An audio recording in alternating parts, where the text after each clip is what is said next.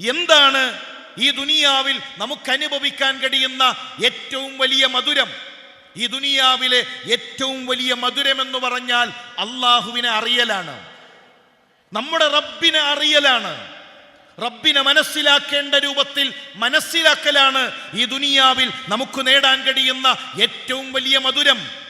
മസാകീനു Ahli ദുനിയ ഖറജു മിൻഹാ വമാ ദാഖു ലദീദൽ ഐശി ഫീഹാ വമാ ദാഖു അത്യബ വമാ ഫീഹാ. ദുനിയാവിലെ മിസ്കീൻ എന്ന് പറഞ്ഞാൽ, ദുനിയാവിലെ മിസ്കീൻ എന്ന് പറഞ്ഞാൽ സ്വർണമോ വെള്ളിയോ ഇല്ലാത്തവനല്ല. ദുനിയാവിലെ മിസ്കീൻ എന്ന് പറഞ്ഞാൽ വീടില്ലാത്തവനല്ല. ദുനിയാവിലെ മിസ്കീൻ എന്ന് പറഞ്ഞാൽ പണമില്ലാത്തവനല്ല. ദിർഹമോ ദീനാറോ കൈകളിലില്ലാത്തവനല്ല. ദുനിയാവിലെ മിസ്കീൻ എന്ന് പറഞ്ഞാൽ അവൻ ഈ ദുനിയാവിൽ അറിയാതെ പോയൊരു കാര്യമുണ്ട്, മഅരിഫത്തുല്ലാഹി അസ്സ വജൽ. അല്ലാഹുവിനെ അറിയാതെ പോയി, പടച്ച റബ്ബിനെ മനസ്സിലാക്കാതെ പോയി. അവനാണ് ദുനിയാവിലെ മിസ്കീൻ. പ്രിയമുള്ളവരെ, ആ കൂട്ടത്തിൽ നമ്മൾ ഉണ്ടാകരുത്. നമ്മൾ അല്ലാഹുവിനെ അറിയണം. പ്രവാചകൻ സല്ലല്ലാഹു അലൈഹി വസല്ലം ഞങ്ങളുടെ അരികിലേക്ക് ഒരു പെണ്ണിനെ കൊണ്ടുവരുന്നു. ആ പെണ്ണ് മുസ്ലിമത്താണോ എന്നറിയാൻ ഒന്നാമതായി അള്ളാഹുവിന്റെ റസൂൽ സല്ലല്ലാഹു അലൈഹി വസല്ലം ചോദിച്ച ചോദ്യം ഐനല്ലാ, പെണ്ണെ അള്ളാഹു എവിടെ? അല്ലണ്ടോന്നല്ല, നീ ആരാധിക്കുന്നു എന്നല്ല, ഐനല്ലാ, അള്ളാഹു എവിടെ? ആ ചോദ്യം അള്ളാഹുവിന്റെ സിഫത്തുമായി ബന്ധപ്പെട്ടതാണ്. അള്ളാഹുവിന്റെ സിഫത്തുമായി ബന്ധപ്പെട്ടതാണ്. എത്ര ആളുകൾ അള്ളാഹുവിന്റെ സിഫത്ത് പഠിക്കുന്നു, അള്ളാഹുവിന്റെ അസ്മാകൾ പഠിക്കുന്നു. ഗൗരവമുള്ള വിഷയമാണ് പ്രിയമുള്ളവരെ. 30 കൊല്ലം 40 കൊല്ലം മലയാള ഖുത്ബ കേട്ട്, മലയാള ഖുത്ബ കേൾക്കാനും തൗഹീദ് മനസ്സിലാക്കാനും അവസരം ലഭിച്ചവരെ 50 കൊല്ലത്തെ ജീവിതത്തിനിടയിൽ എപ്പോഴെങ്കിലും എൻ്റെ റബ്ബിന്റെ അസ്മാകളെ കുറിച്ച്, എൻ്റെ റബ്ബിന്റെ സിഫാത്തുകളെ കുറിച്ച്, ആ റബ്ബിനെ കുറിച്ച് പഠിക്കാൻ നമ്മൾ സമയം മാറ്റി വെച്ചിട്ടുണ്ടോ? ആ റബ്ബിനെ കുറിച്ച് അറിയാത്തവൻ, ആ റബ്ബിനെ കുറിച്ച് മനസ്സിലാക്കാത്തവൻ, അവനാണ് ദുനിയാവിലെ മിസ്കീൻ. അവന് വാഹനങ്ങൾ ഉണ്ടായേക്കാം, അവന് സൗകര്യങ്ങൾ ഉണ്ടായേക്കാം, അവന് കുടുംബവും ആർഭാടങ്ങളും ഉണ്ടായേക്കാം, പക്ഷേ അവൻ ദുനിയാവിൽ മിസ്കീനാണ്.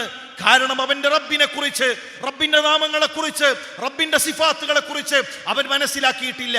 അത് മനസ്സിലാക്കിയാലോ പിന്നെ ഒന്നും പ്രശ്നമല്ല. ദുനിയാവിൽ ഒന്നും അവന് പ്രശ്നമല്ല. ദുനിയാവ് ചെറുതാണ്, അതുകൊണ്ട് ദുനിയാവിന്റെ പ്രശ്നങ്ങളും ചെറുതാണ്. ചില ആളുകൾ ഇങ്ങനെ സങ്കടപ്പെടും, എപ്പോഴും സങ്കടം, എപ്പോഴും പ്രയാസം. എന്തേ കാരണം? ദുനിയാവ് അവർക്ക് വലുതായി. ദുനിയാവ് വലുതായാൽ ദുനിയാവിലെ കൊച്ചു കൊച്ചു സങ്കടങ്ങൾ അവർക്ക് വലുതാകും. മുസ്ലിമിനെ സംബന്ധിച്ചിടത്തോളം ദുനിയാവ് ചെറുതാണ്. ഇനി എന്ത് വലിയ ഭൂകമ്പം വന്നാലും അവനതിൽ പ്രശ്നമില്ല. കാരണം അവന് ദുനിയാവും ദുനിയാവിലെ നഷ്ടങ്ങളും അവന് ചെറുതാണ്. അവനെ സംബന്ധിച്ചിടത്തോളം അവന് ലഭിച്ച ഏറ്റവും വലിയൊരു ആനന്ദമുണ്ട്, അത് പടച്ച റബ്ബിനെ മനസ്സിലാക്കുന്നതിലാണ്. നോക്കൂ, ഇബ്രാഹിം നബി അലൈഹിസ്സലാമിനെ തീക്കുണ്ടാരത്തിലേക്ക് എറിയുന്നു. നമ്മളെ ഭാഷയിൽ ആരാണ് ഇബ്രാഹിം നബി അലൈഹിസ്സലാമിനുള്ളത്? CAA വന്നപ്പോ നമ്മൾ പറഞ്ഞു, നമുക്കിതാ രാഷ്ട്രീയക്കാരുണ്ട്, കോർഡിനേഷൻ കമ്മിറ്റിയുണ്ട്, നമുക്ക് പോലീസുണ്ട്, പട്ടാളമുണ്ട്, ഇതാ നമുക്ക് വലിയ സംഘങ്ങളുണ്ട്, എല്ലാവരും ഉണ്ട്. നമ്മുടെ ഭാഷയിൽ ഇബ്രാഹിം നബിക്ക് ആരാണുള്ളത്? നാട്ടിലെ ഭൂരിപക്ഷം എതിരാണ്, നാട്ടിലെ പണ്ഡിതന്മാരെതിരാണ്, നാട്ടിലെ പാമരന്മാരെതിരാണ്, ഭരണകൂടം എതിരാണ്. വലിയ തീക്കുണ്ടാരം ഒരുക്കി ആ തീക്കുണ്ടാരത്തിലേക്ക് ഇബ്രാഹിം നബി അലൈഹിസ്സലാമിനെ എറിയുമ്പോൾ ആരാണ് കൂടെയുള്ളത്? ഭരണകൂടമുണ്ടോ? പോലീസുണ്ടോ? പണ്ഡിതന്മാരുണ്ടോ? പാമരന്മാരുണ്ടോ? നമ്മളെ ഭാഷയിൽ ആരുമില്ല. പക്ഷെ ഇബ്രാഹിം നബിക്കാണ് ആളുള്ളത്. ഇബ്രാഹിം നബിക്കാണ് ആളുള്ളത്. ഹസ്ബി അല്ലാഹ് വനിഅമൽ വകീൽ.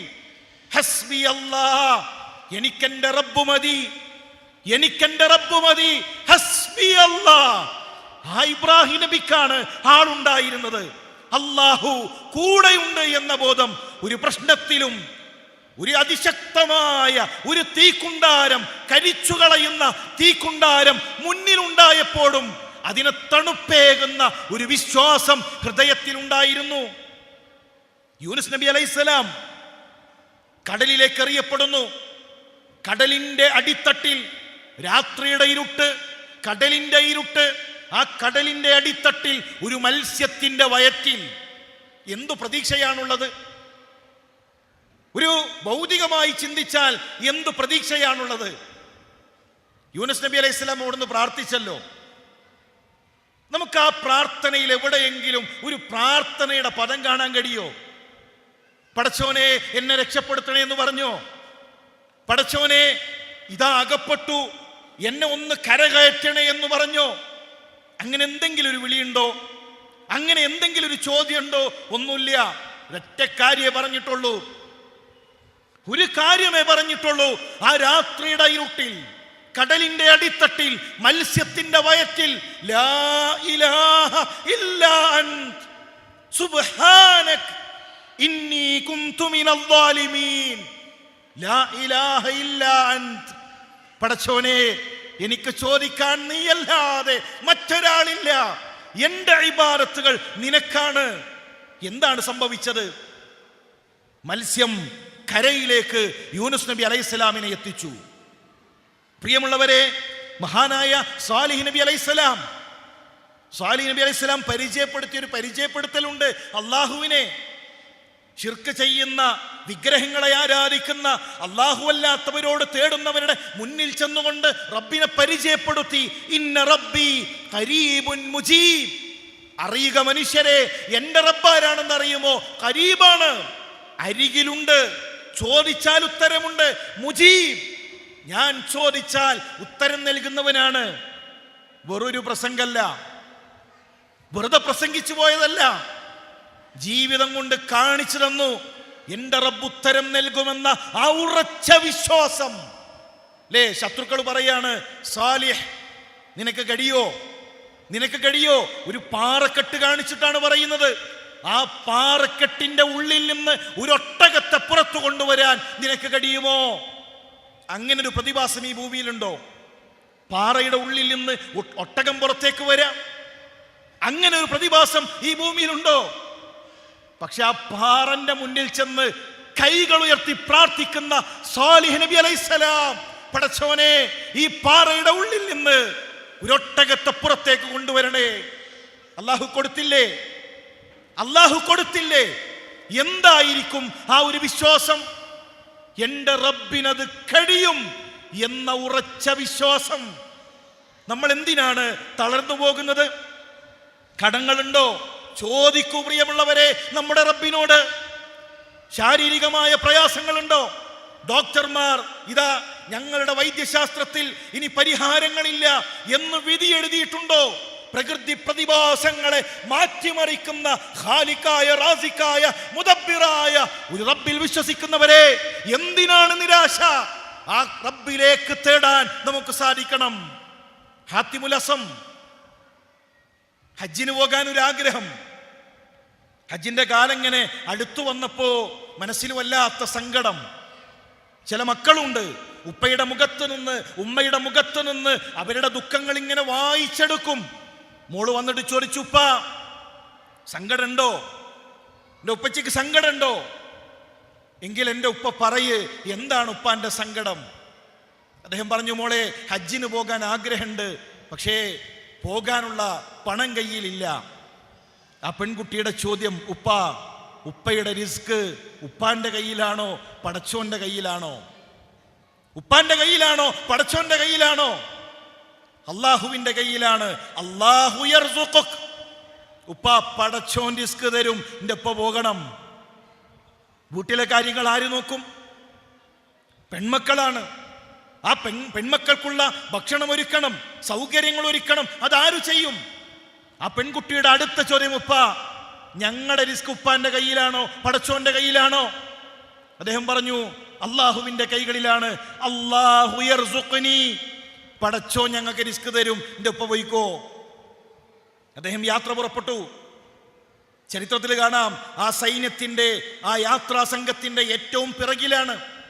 ആളുകൾ കൈമാറുന്ന മിച്ചം വരുന്ന ഭക്ഷണം അത് കഴിച്ചുകൊണ്ട് യാത്ര ചെയ്യുമ്പോൾ ആ സംഘത്തിന്റെ അമീറിനെ ഒരു തേള് കടിക്കുകയും അദ്ദേഹം രോഗിയാവുകയും ചെയ്തു. അപ്പോഴാണ് ആളുകൾ ചർച്ച ചെയ്യുന്നത്, ഇനി ആരാണ് അമീർ നിൽക്കുക? ഇനി ആര് അമീർ നിൽക്കും? അപ്പോഴാണ് അവരറിയുന്നത് ഈ സംഘത്തിൽ ഹാത്തിമുൽ അസമുണ്ട്. എങ്കിൽ അദ്ദേഹത്തെ അമീറായി തെരഞ്ഞെടുക്കണം. മക്ക വരെ തിരിച്ച് നാട്ടിലേക്ക് എത്തുന്നതുവരെയുള്ള മുഴുവൻ ചിലവും ആ സംഘം ഏറ്റെടുത്തു. അതാണ് ആ പെൺകുട്ടി പറഞ്ഞത്, ഉപ്പ പടച്ചോൻ റിസ്ക് തരും. വീട്ടിലെ അവസ്ഥ മാറാൻ തുടങ്ങി, ഭക്ഷണങ്ങൾ കുറഞ്ഞു വരുന്നു, മറ്റു പെൺകുട്ടികളുടെ ശബ്ദം ഉയരാൻ തുടങ്ങി. ആരോട് ചോദിച്ചിട്ടാണ് നീ അനുവാദം നൽകിയത്? ഞങ്ങൾ ഇനി മറ്റുള്ളവരുടെ മുന്നിൽ പോയി കൈ നീട്ടണോ? ഞങ്ങൾ യാചിക്കണോ? ആരാണ് ഞങ്ങൾക്ക് ഉപജീവനം നൽകുക? ആ സമയത്താണ് ഹാറൂൺ റഷീദിന്റെ സൈന്യം ആ വഴി കടന്നു പോകുന്നത്. ഹാറൂൺ റഷീദ് കൊട്ടാരത്തിന്റെ മട്ടുപ്പാവിൽ കയറി കാർമേഘങ്ങളോട് പറയാറുണ്ട്, മേഘങ്ങളെ, നിങ്ങൾ ഏതു നാട്ടിൽ പോയി പെയ്താലും അവിടെയുള്ള കരം എന്റെ കൊട്ടാരത്തിലെത്തും. അത്ര രാജ്യം വിശാലമായ ഒരു ഭരണാധികാരി. അദ്ദേഹത്തിന്റെ ഒരു യുദ്ധം കഴിഞ്ഞ് യാത്രാസംഘവുമായി വരികയാണ്. ഹാത്തിമുൽ അസമിന്റെ വീടിന്റെ മുന്നിൽ കുതിരയെ നിർത്തി. ആ വീട്ടിൽ കടിക്കാൻ വല്ലതുണ്ടോ എന്ന് അന്വേഷിക്കാൻ പറഞ്ഞു. അന്വേഷിച്ചു. അവിടെയുള്ള ഏറ്റവും മുന്തിയ ഭക്ഷണങ്ങൾ ഭരണാധികാരിക്ക് നൽകി. അദ്ദേഹം കഴിച്ചു. പോകാൻ നേരത്ത് അദ്ദേഹം ചോദിച്ചു, ഇതാരുടെ വീടാണ്? ആരുടേതാണ് ഈ ചെറ്റക്കുടിൽ? ഈ നാട്ടിലെ ഏറ്റവും ചെറിയ ഈ കുടിൽ ആരുടേതാണ്? അദ്ദേഹത്തിനോട് പറയപ്പെട്ടു, ഇത് ഹാത്തിമുൽ അസമിന്റെ വീടാണ്. സുബ്ഹാനല്ലാഹ്, ഇത്ര വലിയൊരു മഹാപണ്ഡിതൻ ഈ ചെറിയ കൂരയിലാണോ കഴിയുന്നത്? ആ യാത്രയിലെ യുദ്ധാർജിത മുതലുകൾ മുഴുവൻ ഒരു കിടിയിലാക്കി ആ വീടിന്റെ മുന്നിൽ വെച്ചുകൊണ്ട് ഹാറൂൺ റഷീദ് പറഞ്ഞു, എന്നെ സ്നേഹിക്കുന്നവർ ഇതുപോലെ ചെയ്യുക, എന്നെ സ്നേഹിക്കുന്നവർ ഇതുപോലെ ചെയ്യുക. ഭരണാധികാരി പറഞ്ഞാൽ സൈന്യം ചെയ്യും. ആ സൈന്യം മുഴുവൻ അവരുടെ കൈകളിലുള്ള സമ്പാദ്യം അവിടെ വെച്ചു. ഒരു രാത്രി കൊണ്ട് സാഹചര്യം മാറി, ഒരു രാത്രി കൊണ്ട് അവസ്ഥ മാറി. ഇന്നലെ വരെ ഏറ്റവും ദരിദ്രരായിരുന്നവർ ഇന്ന് ആ നാട്ടിലെ ഏറ്റവും വലിയ സമ്പന്നരാണ്. പക്ഷേ ആ പെൺകുട്ടി രാത്രി കരയുകയാണ്. അള്ളാഹുവിനെ പേടിയുള്ള ആ പെൺകുട്ടി രാത്രി കണ്ണുനീർ പൊഴിക്കുകയാണ്. ഉമ്മാന്റെ ചോദ്യം, മോളെ, എന്തിനാണ് എൻ്റെ കുട്ടി കരയുന്നത്? എന്തിനാണ് എൻ്റെ മകൾ കരയുന്നത്? നമ്മളുടെ അവസ്ഥ മാറിയില്ലേ? ഇന്നലെ വരെ ഏറ്റവും വലിയ ദരിദ്രരല്ലേ, ഇന്ന് അതിസമ്പന്നരല്ലേ? ആ സമയത്ത് ആ പെൺകുട്ടി പറഞ്ഞ ഒരു മറുപടിയുണ്ട്. പ്രിയമുള്ളവരെ, ആ പെൺകുട്ടി നൽകിയ മറുപടി, ഉമ്മ, എൻ്റെ പ്രിയപ്പെട്ട ഉമ്മ, അള്ളാഹുവിന്റെ അടിമകളിലെ കേവലം ഒരു അടിമ നമ്മളിലേക്ക് നോക്കിയപ്പോ നമ്മൾ ഏറ്റവും വലിയ സമ്പന്നരായി മാറി. ആ റഹ്മാനായ റബ്ബിന്റെ നോട്ടം നമുക്കുണ്ടെങ്കിൽ ഉമ്മ, എന്തായിരിക്കും നമ്മുടെ ജീവിതത്തിന്റെ അവസ്ഥ? ഇപ്പോഴും അടിമകളെയാണല്ലോ നമ്മൾ വിശ്വസിക്കുന്നത്. പ്രിയമുള്ളവരെ, ആ റബ്ബിൽ വിശ്വസിക്കാൻ, ആ റബ്ബിൽ പ്രതീക്ഷയർപ്പിക്കാൻ, ആ റബ്ബിന്റെ മുന്നിൽ ഹൃദയം തുറക്കാൻ എത്ര വലിയ സങ്കടങ്ങൾ ഉണ്ടെങ്കിലും ഒരു നമസ്കാരപ്പായയിൽ, മുസല്ലയിൽ അലിഞ്ഞു തീരാവുന്ന സങ്കടങ്ങളെ നമുക്കുണ്ടാകാവൂ. അതിനപ്പുറത്ത് എന്ത് സങ്കടം? ഭർത്താവിന്റെ പ്രയാസങ്ങളുണ്ടോ? ഭാര്യയുടെ പ്രയാസങ്ങളുണ്ടോ? പറയൂ റബ്ബിനോട്. ആ റബ്ബിന്റെ മുന്നിൽ ഇറക്കി വെച്ചാൽ തീരാത്ത എന്തു സങ്കടമാണ് നമുക്കുള്ളത്. തീരുന്നില്ല എങ്കിൽ ആ റബ്ബുമായി നമുക്കുള്ള ബന്ധത്തിൽ പരിമിതികളുണ്ട്, പോരായ്മകളുണ്ട് എന്ന് തിരിച്ചറിയുക.